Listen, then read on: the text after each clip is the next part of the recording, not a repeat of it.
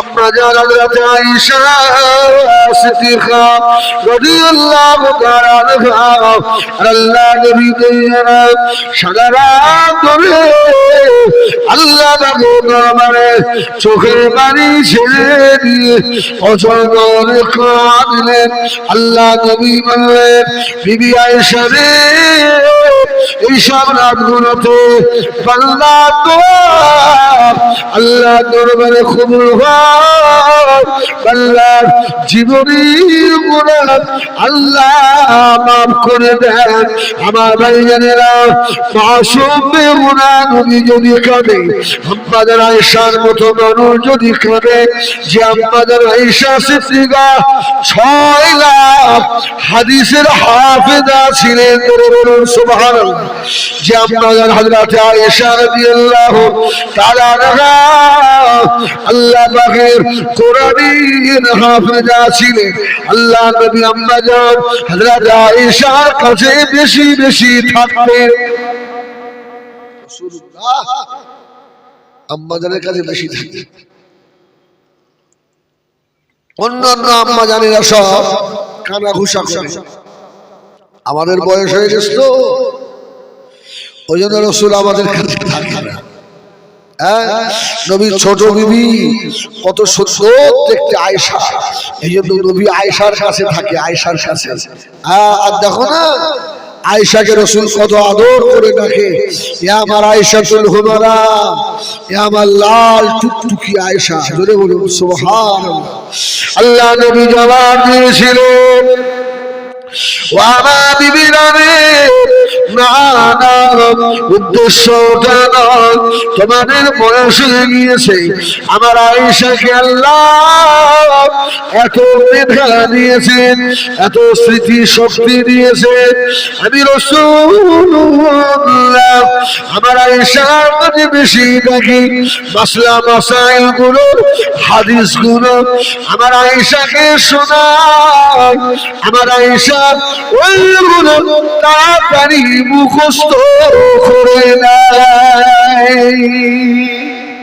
আমি এই জন্য আমার আয়েশার কাছে আমি বেশি বেশি থাকি। এ আজান হচ্ছে, আমি শুনছি অপেক্ষা করেন।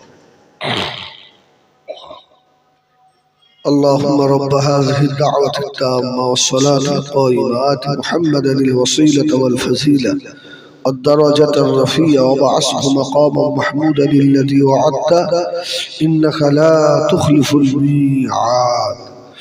درود شريف اللهم صل على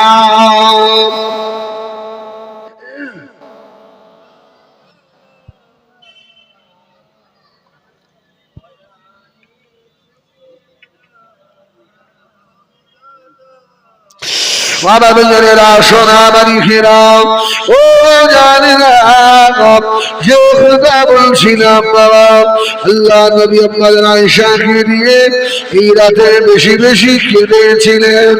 ও জানেরা, এই লাইলাতুল বারাতে রাতে নামাজ তো পড়বেন, নামাজ আদায় করে নিজের জনম দুঃখিনী মা, বড়দারিনী মা, জনম দাদা বাপ যারা খবরে চলে গিয়েছে, ও ছেলে একা একা নিয়ে গভীর রাত্রিরে মায়ের কবরে ধারে গিয়ে দাঁড়াও।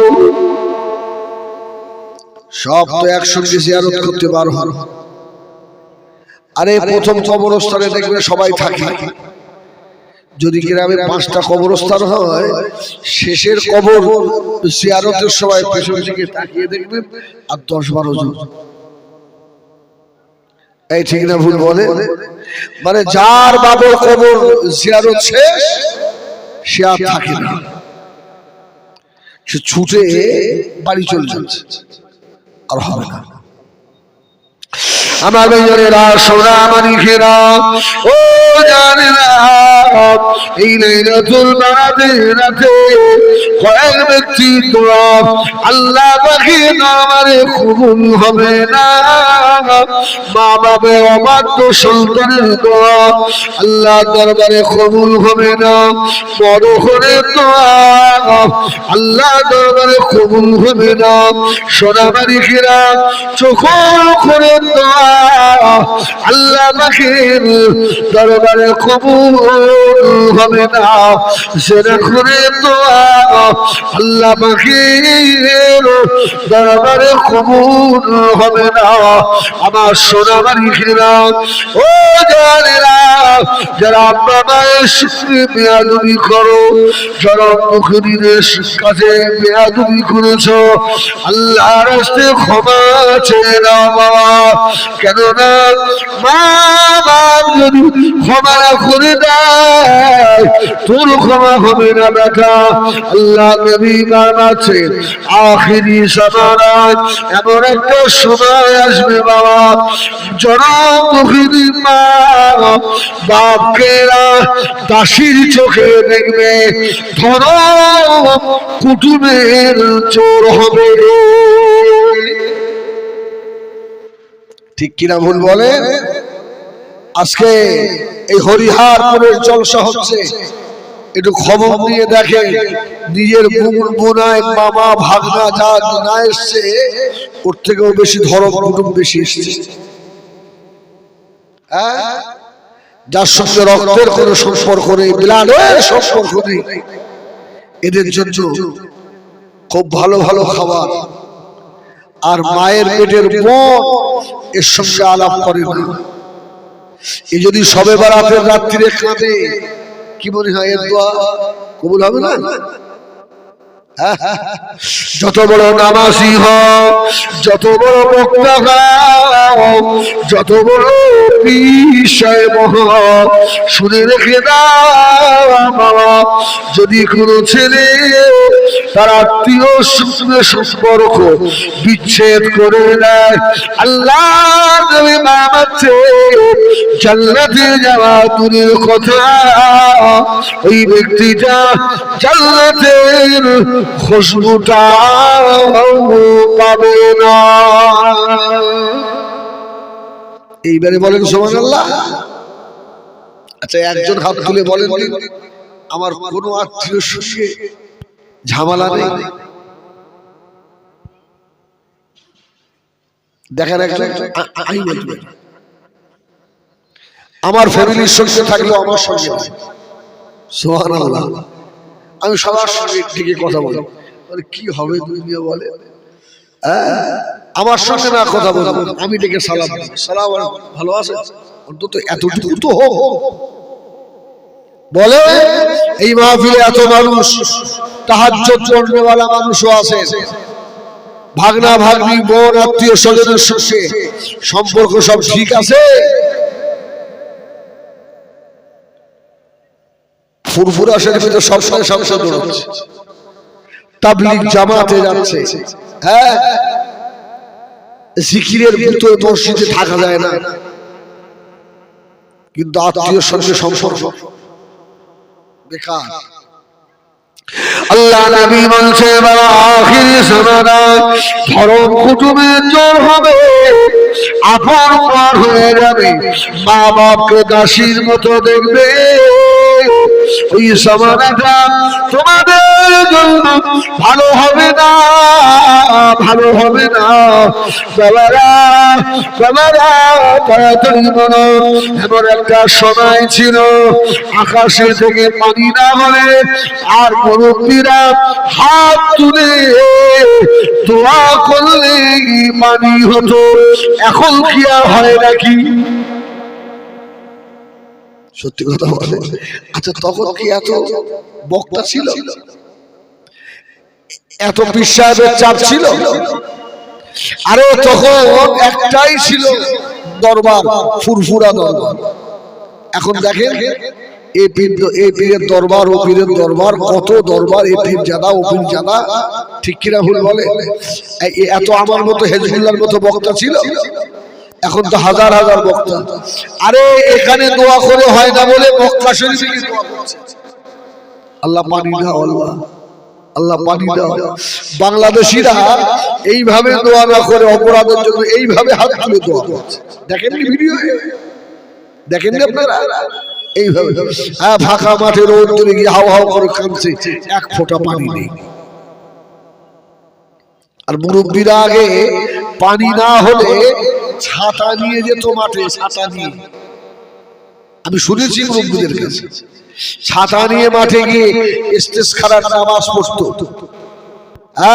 ছাগল গরু নিয়ে গিয়ে নামাজ পড়তো। ইস্তেসখারার নামাজ পড়তে গেলে ছাগল গরু নিয়ে গিয়ে নামাজ পড়তে হয়, জানেন? ওদেরকে কঠিন রৌদ্রে বেঁধে রেখে দিয়ে দোয়া করতে হয়। আমার দোয়া কবুল না হলে ওই ছাগল গরুর দোয়া কবুল হয়। সুবহানাল্লাহ বলে। মুরব্বী পানির জন্য দোয়া চাইতে যাচ্ছে, বগলে ছাতা। দাদু কোথায় যাচ্ছে? বগলে বলে পানি হয় না তো দোয়া। আরে পানি হয় তো ছাতা কেন? বলে আমার আল্লাহর অনেক দয়া, দোয়া করে ফিরতে দেবে না, পানি হবে যদি ভিজে যাই। সুবহানাল্লাহ বলেন, সুবহানাল্লাহ বলেন। আহা, সে সময় মুসল্লিরা তো ভালো ছিল না, মসজিদের এত চাকচিক্য ছিল না, কার কেটো মোল্লা দিয়ে নামাজ হতো। তবে ওই মোল্লার দোয়া আল্লাহ দরবারে কবুল হতো। এখন কারি সাহেবের দোয়া কবুল হয় না, পীর সাহেবের দোয়া কবুল হয় না, বড় আলেমের দোয়া আল্লাহ দরবারে কবুল হয় না। এর কারণ হলো ইমানে ক্যান্সার হয়ে গিয়েছে। আমি জন্য প্রায় জলসায় বলছি এবারে যে আমাদের এইগুলো সব ইউনিফর্ম, এসবগুলো ইউনিফর্ম। দেখেন না কিশোর রুমাল আমার, আমি তো কোন রকমের ড্রেসই করিনি, সারা যে অবস্থায় থাকি ওই অবস্থায় জলসায় আছে। আর দু একটা হুজুর দেখেন না, ওটার আগে আয়না নিয়ে বসে মেকআপ করে। আবার বাংলাদেশের কিছু হুজুর লিপস্টিক লাগায় ঠোঁটে, লিপস্টিক। এগুলো কিয়ামতের আলামত নয়? ওই হুজুরের দোয়া কবুল হয়? বাংলাদেশে এমন একটা বক্তা আছে, নাম বলবো না, আমাদের খবর আছে, বলে স্টেজে ওঠার আগে 1 ঘন্টা শুধু তার মেকআপ করতে লাগে। এই হুজুরের দোয়া কবুল হয়? আমার মেয়েরা, সোনা মানিকেরা, এই জন্য সবে বেড়াতে রাতেও কবুল হয় না, লাইলাতুল কদরেও কবুল হয় না। যে কথা বলছি না, আত্মীয়ের সঙ্গে সম্পর্ক বিচ্ছেদ করবেন না। জান্নাতে যাওয়া দূরে যাও, জান্নাতের খুশবু পাবে না বাবা। আল্লাহ নবী দিন দুনিয়া বাদশা মানে এই দুনিয়া জমিনে এক শ্রেণীর মানুষ এমন আছে, ওই মানুষগুলো মরে যাবে, মারা যাবে, ওদের ইন্তেকালের পরে ওদের লাশ গোসল দেওয়া হবে, কাফন পরানো হবে, লাশটাকে নিয়ে জানাজা নামাজ হবে। জানাজা নামাজের পরে লাশটাকে কবরে শোয়াবে। বিসমিল্লাহে ওয়া আলা মিল্লাতি রাসূলিল্লাহ 3 মুঠা করে মাটি নেবে। খালাকনাকুম وفيها نعيدكم ومنها نخرجكم تارة أخرى। জীবনের শেষ দোয়া, আখিরি দোয়া। কবরে শুইয়ে দিয়ে চলে আসবে। ওই কবরে মুনকার নাকির আসবে না? আসবে না? আসবে তো। এসে বান্দার কবরে ঢুকে দেখবে কবরের লাশ নেই, মাইয়িত নেই কবরে। আপনাদের অসুবিধা হচ্ছে? নামাজ পড়বেন তো নাকি? ঈশার নামাজ পড়তে হবে তো। আমি জলসা কমিটিকে বলবো আমার নামার পরেই যেটাকে ছোট করে একটা জামাত এখানে হওয়া উচিত, ঠিক কিনা ভুল বলে? অনেক জলসা আছে, জলসাই হয় এই মসজিদ, আলহামদুলিল্লাহ মসজিদে জামাত হবে এসা, তারপরে আবার জলসা শুরু হবে। অনেক জলসা আছে জলসাই হয়, নামাজ হয় না, আসে না নেই? এই লক্ষণ ভালো ভালো হয়, এখানে নামাজ হবে ইনশাআল্লাহ, আশা করছি। আল্লাহ নবীর মাঝে খবরের ভিতরে রাখা হলো খবরের ভিতরে ঢুকে আল্লাহ পাকের নেক বান্দাকে খবরের ভিতরে পাবে না।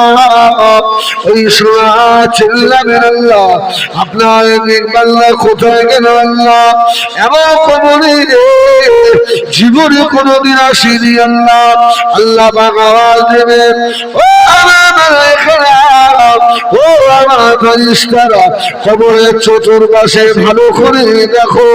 আল্লাহ পাকের ফেরেশতারা তাকাবেন, তাকিয়ে দেখবেন ও কবরের ভিতরে এক সাইডে ছোট একটা সুন্দর পাখি বসে রয়েছে। সুবহানাল্লাহ, পাখি বসে আছে। কবরটা বড় হবে না ছোট হবে? নেক বান্দার কবর ছোট হবে না বড় হবে? দৃষ্টির শেষ সীমা পর্যন্ত লম্বা হবে। সুবহানাল্লাহ। কবরের প্রথম রাতটা বাসর রাতের মতো হবে। স্বামী স্ত্রী বাসর রাতে এক জায়গায় থাকলে ঘরে ঢুকেছেন আর মনে হয় যেন ফজরের আযান হয়ে গেল। আনন্দের রাত, খুশির রাত তাড়াতাড়ি পার হয়ে যায়, ঠিক না ভুল বলে? কোন চোরকে যদি ধরে ঘরে আটকে রাখে, ও শুধু ঘড়ি দেখছে, এখনো রাত যায় না, এখনো রাত যায় না, ওর রাত আর ফুরায় না। হাসপাতালে যাবেন, হাসপাতালে রুগীকে বেডে ভর্তি করে বাইরে বসে থাকবেন, সারা রাত আর যায় না। ফাংশনে যাবেন, ফাংশনে এত আনন্দ করে নাচতে নাচতে কখন শিল্পীর গান শেষ বুঝতে পারবেন। আল্লাহ নেকবাল্লাহ খবরে প্রথম রাত থেকে আল্লাহ বাসর রাতের মতো করে নেবেন। আল্লাহ পাকের ফেরেশতারা ওই পাখিটাকে জিজ্ঞাসা করবে, আল্লাহ মাখলুক তুমি এই কবরের ভিতরে কি করো? এই কবরে আল্লাহ নেক বান্দা কোথায় গেল?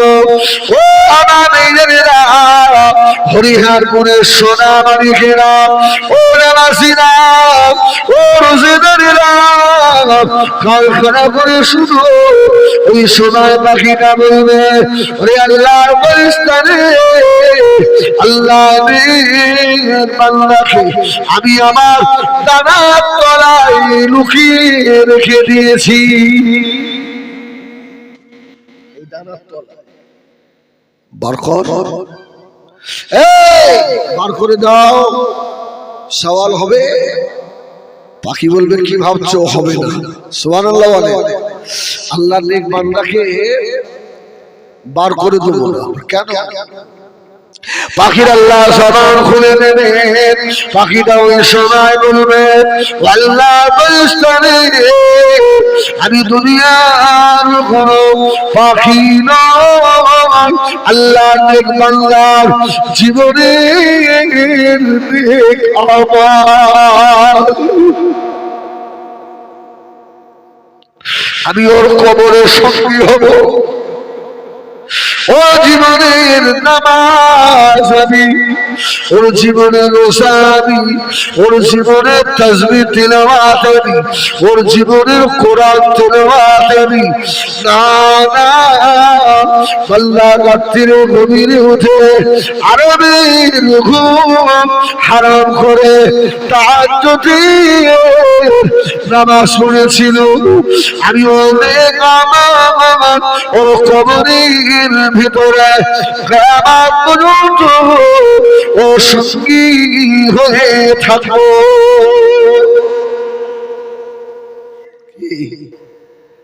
যাদের জন্য নামাজ কাজা করেছেন,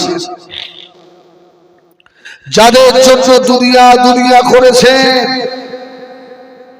ওই 3 মুঠো মাটি দিয়ে এই যে পিছন ঘোরাবে আর যাবে। যেটা আপনার সঙ্গী হবে মসজিদের মুয়াজ্জিন দিনে 5 বার হাঁকছে হাইয়া আলাস সালাহ, এটা আপনার কানে যায় না। আর মাইকিং করে একবার বলে যান, যাদের আধার কার্ডের নাম ভুল আছে আগামী সপ্তাহ থেকে ওই ন্যায্য মূল্যের চাল আর পাবে না। ও কাগজপত্র নিয়ে ছুটছে মেম্বারের বাড়ি, এটা কি করলে কি হয়, এটা কি করলে কি হয়, বিরাট উপকার, চাল গুলো পাবো না। শয়তান, এটা তো দুনিয়া রে। আর মসজিদে হাঁটছে আয় আমার কাছে, আল্লাহ বলছে আয় এদিকে আয়। তো দুনিয়ার দায়িত্ব নেবো, তোর কবরের দায়িত্ব নেবো, তোর হাসরের দায়িত্ব আমি আল্লাহ নেবো। জোরে বলুন সুবহানাল্লাহ। এই ডাক বান্দার কানে যায় না। ওয়ালাহুম আ'ইনুন লা ইউসিরুনা বিহা ওয়ালাহুম আযানুন লা ইয়াসমাউনা বিহা। আল্লাহ বললেন উলাইকা কাল আনহাম, যারা এটা শোনে না এরা জানোয়ার, এরা মানুষ নয়। আমার বেজনেরা সোনার দিকেরা হরিয়ার বলে মায়েরা বোনেরা, আজকে সুলতান মানুষ করতে গিয়ে বন্ধনে টাকা নিয়েছে, ব্যাংকে থেকে লক্ষ লক্ষ টাকা সুদ খেয়েছে। শুধু করে নামাজ আল্লাহ দরবারে কবুল হবে না, শুধু করে রোজা কবুল হবে না, সুদ করে ইবাদত আল্লাহ দরবারে কবুল হবে না। যাদের জন্য করেছেন আল্লাহ বাবাদের দিকে তাকিয়ে বললেন ইন্নামা আমওয়ালুকুম ওয়া আওলাদুকুম ফিতনা। এরা সব ফিতনা। ও আনারা, আমি হিজবুল্লাহ হরিয়াপুরের বাইরে পা দুটো করে বলে যাব, দুনিয়ায় সন্তানের মতো সন্তান যদি রেখে যান কবরের চিন্তা হবে না বাবা। ময়দানে মাশরে ওই বেটার ওসিলা করে আল্লাহ মাফ করে নেবেন। চোর দুনিয়ায় রেখে যেও না, ডাকাত দুনিয়ায় রেখে যেও না, দুনিয়ায় মদখোর বেটা রেখে যেও না। এই জন্য আল্লাহর কাছে নেক সন্তানের দোয়া চাইতে হবে। আল্লাহ নেক বাচ্চা দাও আল্লাহ। বলেন এসব সবগুলো হতভাগা নয়, ছেলের ভবিষ্যৎ করে দিচ্ছে। ভবিষ্যৎ আমার অসুবিধা হচ্ছে ভাই, শরীর একদম খারাপ, ভালো নয়, আর গলাটা তো বুঝতে পারছি চেপে গেছে, খুব কষ্ট করে বলছে আপনাদের এখান থেকে আবার যেতে হবে আমাকে বাদুলিয়া। বসে বসে আপনি আস্তে আস্তে বললে অসুবিধা হবে না তো? বলুন না ইনশাআল্লাহ। তৌফিক দেন আল্লাহুম্মা আমিন। আমি জানি হরিয়ারপুরের মানুষ হিজবুল্লাহকে ভালোবাসে, সেই মানুষগুলো সব মহব্বতের মানুষ, সব ওই সব বসে রয়েছে।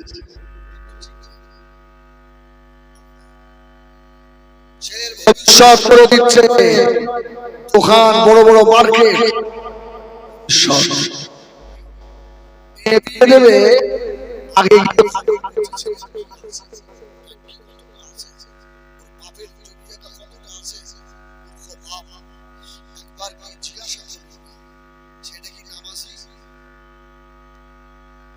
ছেলেটা কি নামাজ পড়ে? ছেলেটা কি আল্লাহ কোরআন পড়তে জানে? ওর মা নামাজি, ওর বাপ কি নামাজ পড়ে? এই খবর নেওয়ার সময় আছে? সময় এমন বেটা দুনিয়া রেখে চলে গেলে চলে যাওয়ার সময় তোমার পাশে বসে শোনায় হাসির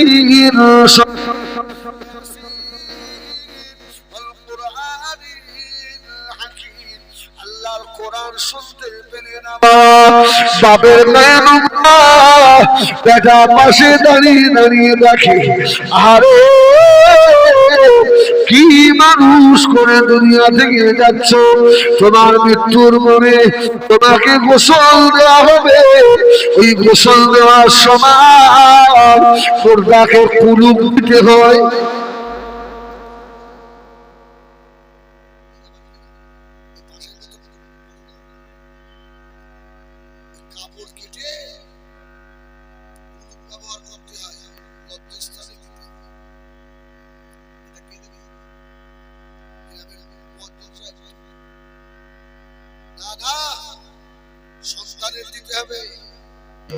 ব্যাটার দিতে হবে।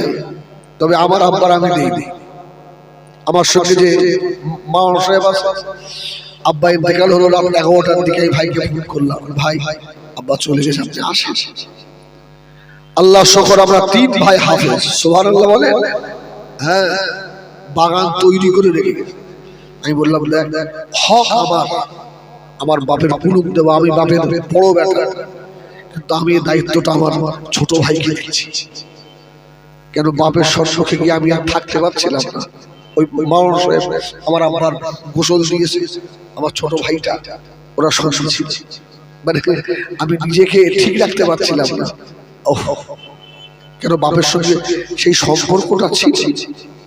মৃত্যুর কিছুদিন আগে আমাকে বলছে, আমার বাপ তুমি আমার আখিরাতের পুঁজি, তুমি আমার কবর জিয়ারত করো। বাপের আশা থাকে না। আমার একটা ছেলে, আমি কুরবান সাহেব, আমি তো আশা করে দিয়েছি যে আল্লাহ আমার জীবনের কি নেক আমল আছে আমি জানি না, আল্লাহ আমার আখিরাতের ওইটাই পুঁজি, যদি আল্লাহ ওটাকে রেখে ক্ষমা। আপনার কি আছে জীবনে? ছেলে বাবা কোনো মৃত্যু বাংল না, ওই ছেলের জন্য জীবন মাটি করলেন। ছেলেটা বাপের জানাজা নামাজে দাঁড়িয়ে দিয়ে তাও জানে না, মসজিদের ইমামের মুখের দিকে তাকিয়ে থাকে, হতবালা বাপ তোমার কপালে পুরো ঝেঁটা জুতো ছাড়া আর কিছু নাই, তুমি বাপের